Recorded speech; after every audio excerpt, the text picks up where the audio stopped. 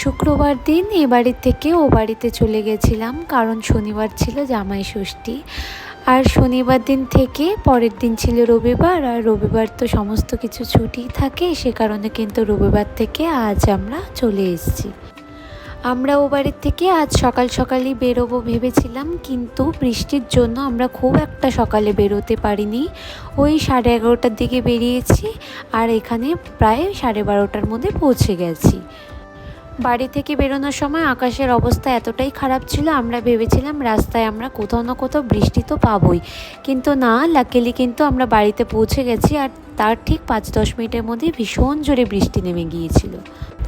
আর দেখো, শুক্রবার তো আমরা এখান থেকে যাওয়ার পর বিকেলের দিকে জলপাইগুড়ি গেছিলাম, আর সেখানে একটু জুডিওতে ঢুকেছিলাম।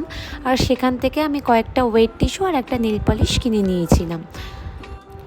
আর শুক্রবার যে জলপাইগুড়ি গিয়েছিলাম সেদিনের ব্লগটা কিন্তু আমি এখনও তোমাদের সাথে শেয়ার করিনি, কিন্তু আমি ভেবেছি এর পরে ব্লগটাই কিন্তু তোমাদের সাথে শেয়ার করব।